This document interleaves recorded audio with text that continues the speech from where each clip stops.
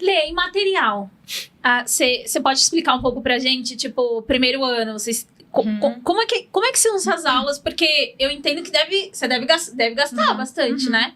Não é só... Se você entrou numa universidade pública, beleza, mas se você entrou numa universidade privada, você vai ter que pagar a mensalidade dessa universidade, mais os materiais. Isso até minha mãe sempre falava. Ela, como uma pessoa que não...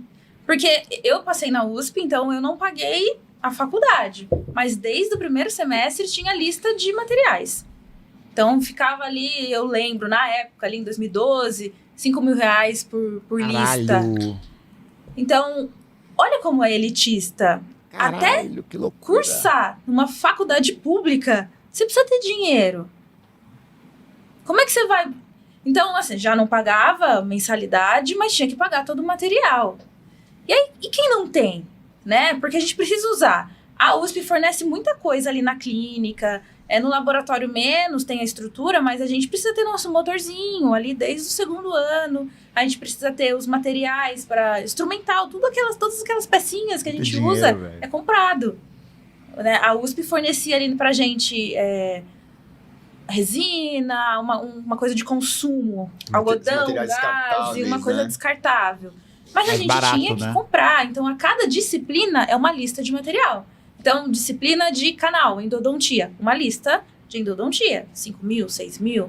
Disciplina de cirurgia. Comprar todos os alicates, todos os fórceps ali que vocês veem. Disciplina de dentística. Então, a cada matéria é uma lista de material. É muito caro. Não é simplesmente passeio. E ainda quem é escola pública, escola particular, tem que pagar a mensalidade mais os materiais de cada disciplina. É caro, viu?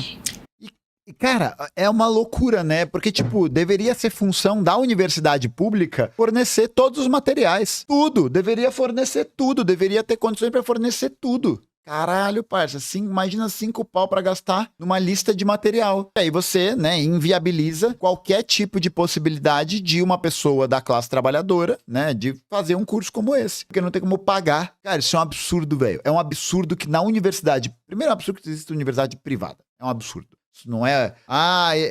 você me odeia porque eu fiz universidade privada. Não. Não. Se você acha que é isso, pelo amor de Deus, não é isso. É simplesmente inacreditável. Primeiro, existe universidade privada. Segundo, na universidade pública, a universidade pública conseguir fornecer luva, algodão, material descartável e não fornecer as outras paradas. Não é isso, né? Em primeiro lugar, é absurdo existir universidade privada. Em primeiro lugar, é absurdo existir vestibular. Em terceiro lugar, é absurdo existir educação como mercadoria, né? Então, em primeiro lugar, a gente tem essas 3 coisas, né? Em primeiro lugar. Cara, olha isso, né? E aí você vê, ó como não tem ponto sem nó. Você promove uma lógica de elitização cada vez maior da universidade, porque mesmo com cota, mesmo com essa possibilidade de entrada, você não tem como sustentar, muitas vezes, a manutenção desses estudantes nesses espaços, né? Isso envolve o preparo deles para poder comprar o material. Então, se alguém tem uma condição melhor de vida e consegue comprar os melhores materiais, né? Consegue comprar os materiais que tenham mais qualidade, vocês acham que isso não vai afetar o nível de formação da pessoa? Você acha que isso não vai afetar a maneira de como ela vai conseguir construir uma experiência com o trabalho, com as coisas e tal? Afeta, né? Porque o material de melhor qualidade tem uma maior durabilidade, tem, enfim, mais funções, ele acaba sendo melhor.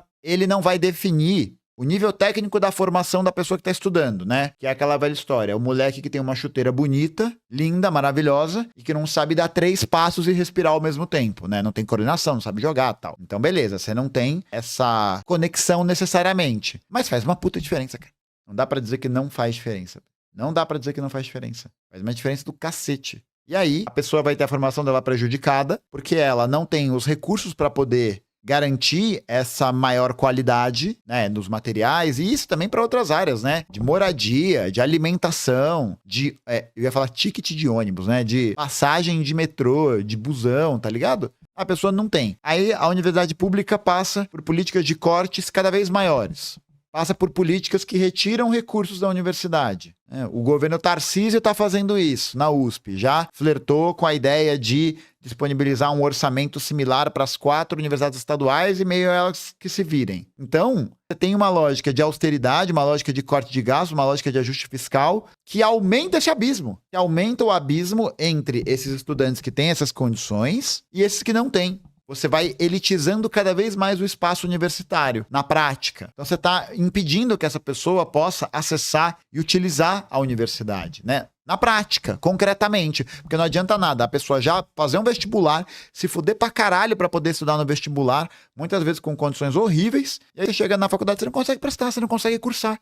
Não dá. Terrível, né? Essas coisas só vão acontecer quando a gente acabar com o vestibular, quando a gente conseguir promover movimentos que visem aumentar os investimentos nas universidades, né? Para que uma pessoa não pague 5 mil reais numa maleta de dentista.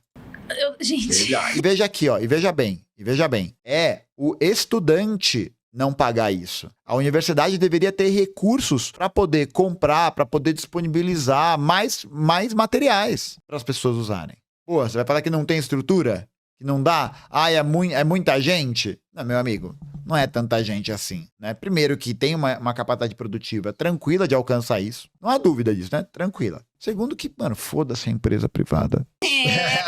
Não, exatamente, assim, utilidade pública esse episódio, Sim. porque é uma profissão importante, né? A gente viu que até na pandemia os profissionais liberados para trabalhar era dentista. Eu tive que ir no dentista na pandemia, fui morrendo de medo.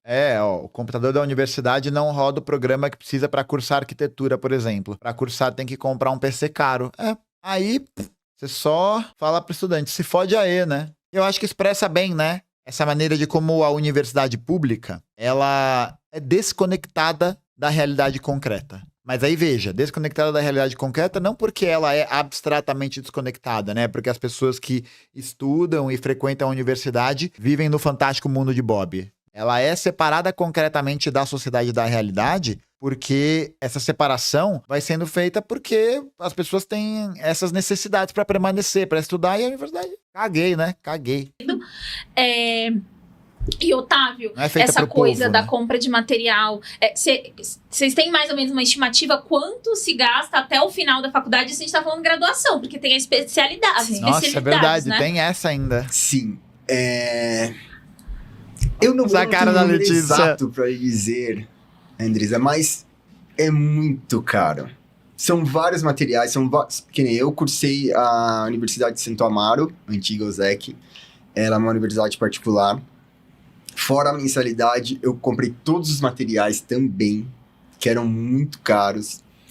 E além de não ter essa noção de quanto nós gastamos, quando nós saímos da faculdade, nós temos que montar o consultório. A maioria das pessoas que fazem odontologia, o objetivo delas é montar o seu próprio consultório. Claro. É o destino da maioria das pessoas que se formam. Então, é uma carreira que ela tem um custo muito alto.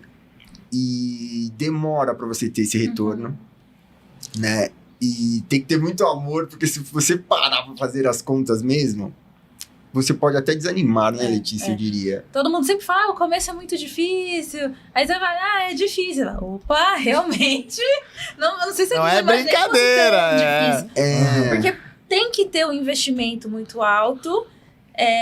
E até assim, não necessariamente você vai montar o seu consultório assim que se formar, cada um tem o seu tempo, mas esse dia vai existir, né? Sim. Ele precisa existir. Essa é a meta, Se você realmente quiser ter o seu espaço, não ficar indo de consultório em consultório, porque existe também, né, um dentista delivery, que a gente chama, que vai no consultório, faz o procedimento. Nossa. Mas o investimento Nossa, velho, fui cruzar o ombro aqui agora. Cruzar o ombro não, cruzar o braço. Caralho, meu manguito rotador aqui. Treinei ombro ontem, né, galera? Treinei ombro ontem. Nossa, fui fazer aqui. Deu até um mal-estar, velho. Nossa senhora. É pra sempre. Com material, porque o kit que a gente usa em vocês, uma hora o espelho risca. A gente vai ter que comprar outro kit. Uma hora a broca perde corte. Uma hora o motor para de sair água. Então, é uma área muito custosa. Por isso que é tão elitizado desde o começo. Desde o ingressar na faculdade. Sim. Então, é particular, a mensalidade é um absurdo. É público, super difícil entrar e ainda... material. Então, a gente está chegando aqui no diagnóstico, né, de que a ausência de profissionais negros também já começa nesse primeiro momento. Ali, porque para entrar, você precisa ter um grande investimento. Diferente de uma universidade, né? Eu fui das Ciências da Natureza, não terminei, mas entrei. Você vai ter um custo ali de um livro, por exemplo, mas a gente dá um jeito, arruma um PDF, pega emprestado. Se você não tem o material, como que você vai cursar? Não tem PDF de broca de dentista? Não tem como. Não existe essa opção. Então, desde o primeiro momento existe. E aí, a gente vê na nossa sala de aula, né? Quantas pessoas negras tinham ali? Até hoje, quantas pessoas negras tem na sala de aula de odonto? O meme loirodonto não é meme. Não é meme. Na minha sala, no meu ano, nós tínhamos 2 turmas de 100 alunos. 100 alunos no matutino e 100 alunos no vespertino. Nós tínhamos mais ou menos 5 alunos no matutino e 5 alunos no vespertino. Nós tínhamos 10 alunos em 200 alunos. 10 alunos negros no número de 200? 5%. A minha formatura, a gente formou em 100 pessoas, 4 ou 5 pessoas negras. E a gente está falando de um Brasil que mais de 56% da população está aí orbitando entre o negro e o pardo. Sim. E isso nós começamos a detectar. Cara, olha como o componente racial aparece aí a partir de uma dinâmica, a partir do sistema capitalista. Você tem uma classe trabalhadora, você tem primeiro, né, mais da metade da população brasileira negra, advinda de um processo de escravização que gerou acumulação de capitais e de recursos para certos setores de classes dominantes, na sua grande maioria. E aí hoje você tem como um reflexo histórico disso, né, dessa exploração, uma marginalização social, sobretudo nessas populações pretas e trabalhadoras e periféricas, enfim. E aí você vê como essas barreiras que foram sendo historicamente criadas, seja pelo fato da acumulação de capital, seja pelo fato do vestibular, seja pelo fato da universidade não ter sido feita para o povo, né? Não foi feita para a classe trabalhadora, de qualquer espectro, de qualquer extrato. Mas a gente vê como esse componente aparece, a gente vê como isso, né? Como esse processo aparece quando a gente olha um dado como esse. Cara, 5 alunos negros, 4, 5 alunos negros de uma universidade pública, tá ligado? Olha esse componente, e olha como isso vai se expressar, né? Na própria forma de como a profissão ela é realizada, quais são os estigmas que ela vai ter. O meme loirodonto não é um meme, é real. E aí você tem, né, todo um desligamento das pessoas que vão, e olha só que louco, né? Como isso expressa muito do que a Lélia Gonzalez está falando nesse livro, né, No Lugar de Negro. Como isso é uma representação concreta e material desse suposto lugar. Então, a população negra não tem que ficar virando médico, virando dentista, virando advogado, né? Virando qualquer coisa. Não. Ela tem que participar do processo produtivo, ela tem que participar do processo da organização econômica no lugar que lhe cabe. Qual que é o lugar que lhe cabe? Das profissões mais arriscadas, mais insalubres, com menor pagamento, com as piores condições de trabalho, sem nenhum tipo de segurança, e que reforçam essa estrutura capitalista, que reforçam a maneira de como esse componente racial é formado, e aí ele forma, ele não é o começo e o fim. É tudo aqui. É tudo aqui, tudo em todo lugar ao mesmo tempo. Esse componente racial, ele é formado pelas condições capitalistas históricas, e essas condições capitalistas históricas, e que envolvem o mundo do trabalho, a formação, blá, blá, blá, blá, blá, voltam e afetam esse componente também, e aprofundam esse componente. Acho que o dado que eles trazem, né, a Letícia e o Otávio trazem, é assim, claro em relação a isso. Por isso que a gente precisa perceber a interconexão dessas coisas. Isso tem que estar claro, isso tem que estar visível, concretamente. E eu acho que eles mataram a pau aí. Foi muito bom, muito bom. Isso. Essa desigualdade na graduação e depois com os nossos pacientes. Loucura, velho. Porque, por exemplo... Ó, com o paciente, velho. Isso se expressa com os pacientes. Eu, até hoje, a maioria dos meus pacientes são brancos. Porque eu trabalho com implantodontia, com reabilitação. É um tratamento caro também. Mano, eu tava conversando quando eu fui... Você foi fazer exame ou no pós-cirúrgico que eu fui... Não, acho que foi antes. Quando eu fui fazer os primeiros exames pra poder botar o aparelho. Tava conversando com a Letícia. Ela tava falando pra mim, né? Eu sou burrão. Tu já viu a foto de formatura da Isa? Só tem ela de negra na foto. Não vi. A galera tinha mandado aqui. Minha namorada faz veterinária e tem uma pessoa negra. Não, é isso. É a expressão disso. E aí eu tava conversando com a Letícia, né? Fui numa consulta com ela. E aí ela tava me explicando que é importante fazer esse processo de botar aparelho, tal, não sei o que, tal. Porque senão você perde a sensibilidade do dente, né? Perde a sensibilidade da mordida. Aí eu fiquei pensando assim, né? Burro, né? Sou burro. Sensibilidade da mordida, né? Como assim? Ela falou, porque o que faz você sentir a comida é o nervo do seu dente. Se você não tem mais o nervo do dente, se seu dente apodrece, se você perde seu dente, por qualquer razão, você perde essa sensibilidade também. Você não sente mais o mastigar. E aí, isso quebrou a minha cabeça. Porque eu fiquei pensando, caralho, velho, a pobreza que, para além de afetar as pessoas no seu acesso à alimentação, afeta também na experiência da alimentação. Então, alguém que é pobre, alguém que tá numa condição ali que muitas vezes não tem nem o conhecimento, não tem nem a noção, o dente vai apodrecendo, né, vai tendo problemas dentários e não tem como tratar, não tem esse cuidado por falta de informação. E aí a pessoa vai perdendo a dentição e, além dela perder a dentição, o que já afeta pra caralho a vida, né? Já afeta muito a vida das pessoas. Muito, muito. Afeta muito a qualidade de vida. Muito. De maneira, assim, sabe, bizarra. Assim, em nível de... Enfim, basta você perguntar pra alguém, sabe? Eu acho que é o melhor termômetro pra isso. Ou perguntar pro seu dentista, né? Se isso faz diferença na vida, né? Além disso, você vê como a experiência da alimentação é retirada da pessoa. Porque ela não vai mais sentir a textura. Ela não vai mais ter esse processo do mastigar. Cara, assim, começa a ver, e acho que ver essa concretude, né? Ver essa desigualdade, ver esses problemas expressos concretamente é muito forte, muito forte. E a maioria dos pacientes negros, infelizmente, hoje em dia, não tem acesso a tratamento em dentistas particulares. Várias pesquisas nos mostram isso, o nosso dia a dia clínico nos mostram isso, que ainda é uma camada muito pequena da população negra que tem acesso a dentistas particulares. O SUS, a maioria dos pacientes atendidos do SUS, não só na odonto, mas na medicina, os pacientes SUS dependentes, né, são negros. E vários números, todos os números que tem, que eu leio, que eu pesquiso, que eu vejo, que eu tenho acesso, são desfavoráveis para a população negra, em relação ao acesso à saúde, não só à saúde dental, à saúde em geral. Então, Lê, é uma desigualdade que eu não vou ter profissional e o acesso da população negra à saúde bucal também vai depender do Sistema Único de Saúde. Sim. Porque... Que é cada vez mais subfinanciado, né? Que tem cada vez menos recurso. É caro. Por que é caro?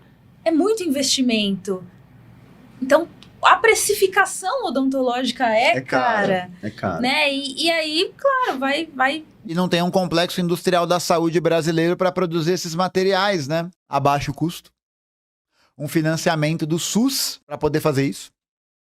Ao invés disso, você tem o quê? Você tem privatização, você tem concessão de gestão. Legal, né? Bacana. Distanciar ainda mais, né? Caralho, a que merda! Hoje, depois de um tempo, eu já vejo essa movimentação. Sim. Em São Paulo, eu já tenho hoje, assim, meu nicho é pessoas negras, então, principalmente mulheres. Então, a gente vê isso e eu escuto muito do tipo, a maioria me procura intencionalmente. Não, e é isso, né? A pessoa precisa recorrer muitas vezes ao plano de saúde odontológico, o mais barato que tiver, e o dentista vai ser mal remunerado, vai ser mal pago, vai ficar estressado, vai ficar fudido e tal. Vai sempre falar, olha aí, vai extrair o dente, melhor extrair, mais fácil. Que realmente é mais fácil, né? Realmente. Dá menos trabalho do que você tratar um canal, do que você fazer uma restauração, que você, enfim, né? Botar um grills. Porra. Será que vai ficar bem de grill, gente? Vou botar aqui um dente dourado aqui. Um dente prateado? Eu acho que vai ficar maneiro, hein? Finalmente, eu falo que tem que ser intencional. Eu quero passar com uma dentista negra. E essa pessoa sempre me fala... eu passava num dentista branco que nunca falou que eu precisava de aparelho. Eu passei com ele 10 anos, ele nunca me falou que precisava de aparelho, ou isso falando loucura, coisas que eu ouvi mesmo. Eu quis usar aparelho, mas o meu dentista falou que dente de negro é assim mesmo. Assim mesmo como? Caralho!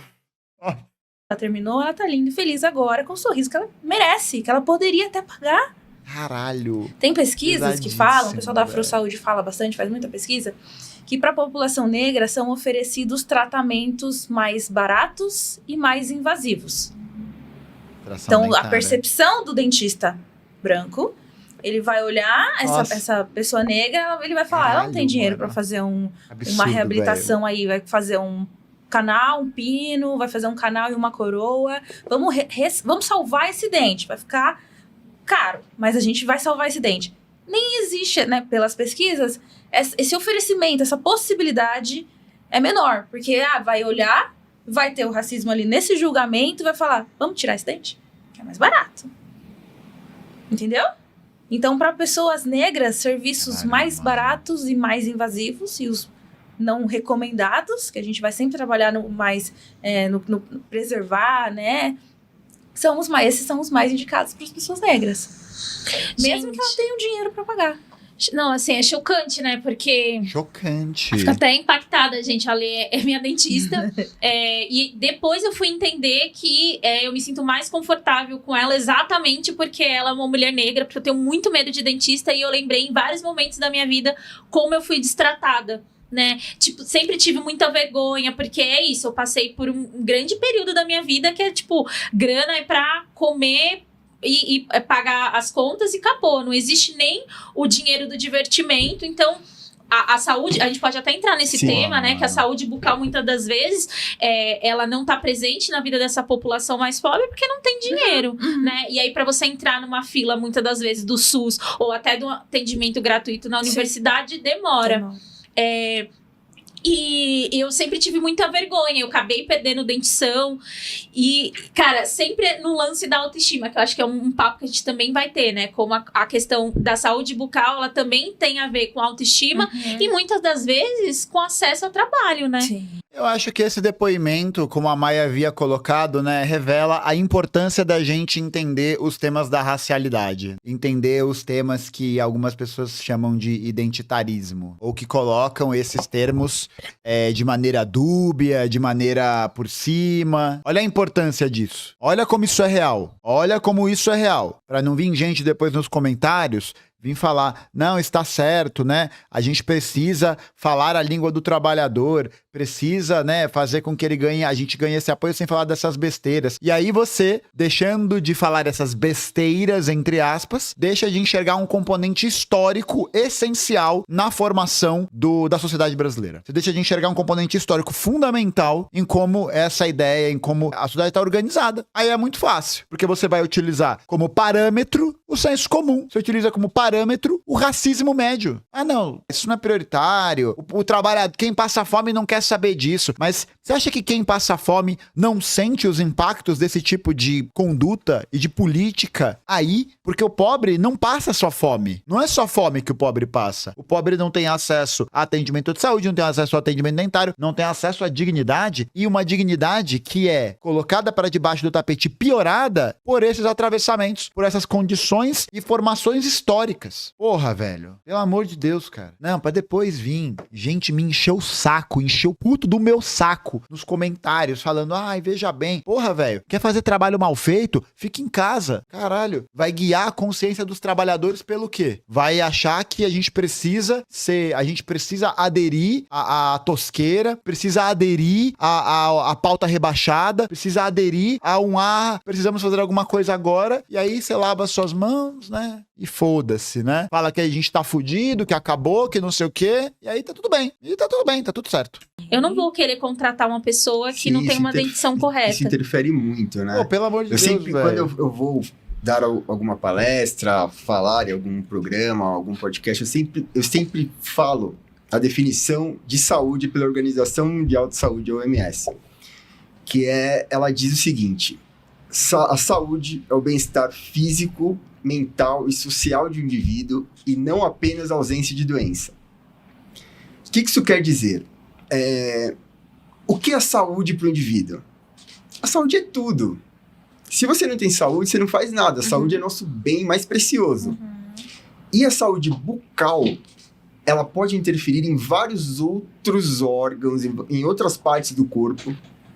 E a saúde bucal pode trazer... Tem outro ponto, só eu vou interromper aqui rapidinho porque eu pensei numa coisa. Tem um outro ponto que é importante colocar, que é o seguinte. Esse tipo de análise que vai se usar desses componentes que a gente tá chamando de pós-modernos ou qualquer bosta assim, né? Essas pautas sociais, né? Que na verdade são as lutas anti-opressão, são componentes que ajudam a conferir concretude para as pessoas conseguirem enxergar o óbvio. Porque deveria ser óbvio quando você vê uma turma de dentistas formada numa universidade pública ter 4 alunos negros e você dizer que há uma estrutura social, uma estrutura produtiva, econômica, que compõe e que fez esse cenário se construir dessa maneira. Deveria ser óbvio você olhar para uma universidade pública em que você tem um meme, né, de loira odonto, que você não consegue garantir que os alunos dos estratos da classe trabalhadora consigam comprar material. Deveria ser óbvio olhar para isso e falar, caralho, esse componente faz sentido, né? Ele é expresso na materialidade, ele é expresso na experiência histórica que essa pessoa tem. Ele vai expressar essa singularidade, vai expressar esse momento que a pessoa tá vivendo e que diz respeito a tudo. Deveria ser óbvio, mas não é óbvio. Não é óbvio porque existe ideologia. Existe ideologia. E se a gente não fala sobre isso, se a gente não pontua, a gente não coloca essa obviedade pra jogo, pra falar,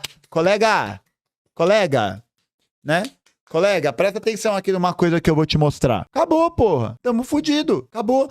E aí, olha o tipo de engajamento e olha o tipo de percepção da realidade que esse tipo de recorte pode dar para você analisar a totalidade do mundo. Então, quando você analisa o racismo presente nesse número reduzido de pessoas negras que estão sendo formadas, no número reduzido de pessoas pretas trabalhadoras que têm acesso a uma saúde bucal decente, organizada, com qualidade, olha como perceber essas questões te faz, pode crer, né? Verdade, né? E o fato do Brasil não ter um complexo industrial da saúde que possa produzir isso em larga escala, só aumenta isso. O fato do SUS ter dinheiro retirado do Ministério da Saúde para ser colocado em plano privado só aumenta o grau de precarização do trabalho dos dentistas, que é para falar de classe trabalhadora, né? Precarização de condições do acesso a esses meios de saúde por parte da classe trabalhadora, de todos os outros serviços que a classe trabalhadora vai acessar, e ela numa condição de marginalização cada vez maior, de piora das condições. Como que você vai falar para mim que isso não é concreto? Como você vai falar para mim que o trabalhador não precisa ouvir isso? Ele pode não entender isso de primeira. Ele pode não ver aquilo que parece óbvio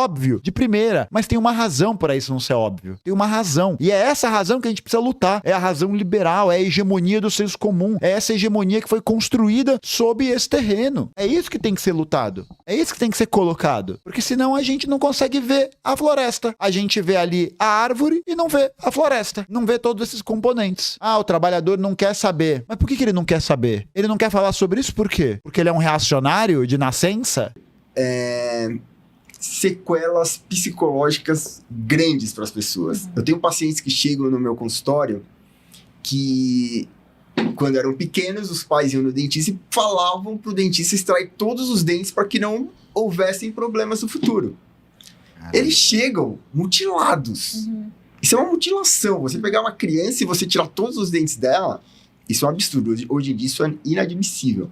É que a questão é que não existe separação dessas lutas. Não existe luta de classes e luta das identidades. Não são coisas separadas, porque todas fazem parte do mesmo componente. Não é possível ser comunista ou ser revolucionário se você olha para essas questões em um lugar de outra identificação, num outro patamar, uma outra ideia. Porque esses componentes são componentes históricos que conduzem o processo da luta de classes, que afetam a luta de classes, que compõem a luta de classes e que a luta de classes compõe também. Mas no passado, eu que trabalho com reabilitação, isso acontece muito no meu consultório, é uma coisa que eu vejo muito no meu dia a dia. E, como você estava falando, a pessoa vai em uma festa sem os dentes, ela vai procurar um emprego sem os dentes, ela vai ter um relacionamento, vai namorar sem os dentes. Isso interfere muito na vida da pessoa, na autoestima, Na saúde em geral, a pessoa não consegue mastigar direito, qualidade de vida, né? Os alimentos. É qualidade de vida. Então, não só a saúde bucal, mas a saúde em geral é uma questão muito importante, né? Que os governantes têm que olhar, ter uma ótica muito especial para a saúde. E as empresas também privadas, né? Com programas de incentivo, de patrocínios, até de união com o governo, né? Para melhorar essa situação do nosso país, que é muito desigual, socialmente, regionalmente e racialmente. Nós temos muita desigualdade. E assim, né? Acho que entender que esse esquema, ele é lucrativo. Porque se não houver esse tipo de exclusão social no processo de acesso à saúde bucal, aos materiais, à formação, como que essa empresa vai lucrar? Como que essa empresa vai conseguir explorar o trabalho de alguém? Como que essa empresa vai conseguir um faturamento com a venda desses equipamentos e gerar lucro para os seus acionistas e seus donos? Porque esse é o objetivo da empresa. O objetivo da empresa não é oferecer um serviço. O objetivo da empresa é lucrar. Esse é o objetivo da empresa. O objetivo de uma empresa é gerar lucro para os seus proprietários. É para isso que ela serve. É para isso que ela existe. Então, como que você vai garantir o acesso da população a esses mecanismos, a essas estruturas, numa lógica privada, em que a lógica privada controla total ou parcialmente os interesses e a organização do Estado e a organização produtiva da sociedade? A empresa vai estar preocupada em produzir, em vender, em fazer o caralho a 4 para ter dinheiro, para ter lucro, tá ligado? Para poder conseguir acumular cada vez mais. Não para oferecer o serviço. Porque o Estado poderia pegar e nacionalizar as empresas de equipamentos dentários. Poderia fazer isso. Não vai fazer? Não vai fazer. Não vai fazer por quê? Porque os empresários que são donos, não só os donos, mas todos os fundos, todos os grupos, todas as pessoas que têm ações, que têm interesse, que participam desse negócio, vão ser prejudicados. Aí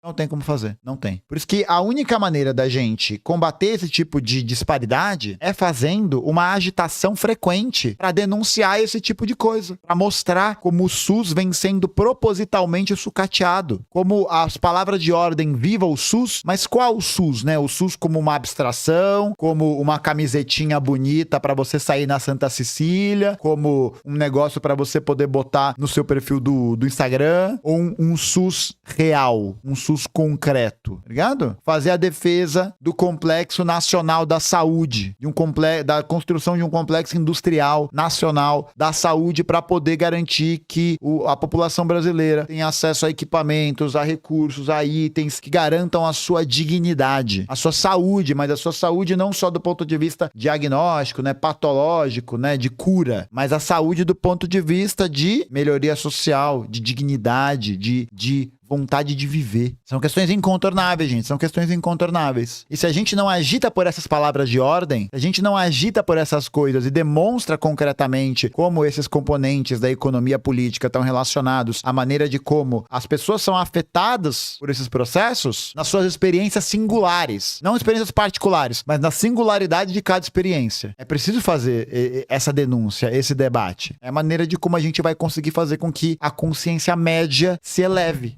Falando sobre isso, pontuando essas coisas. Senão, é realmente o nosso fim. Realmente.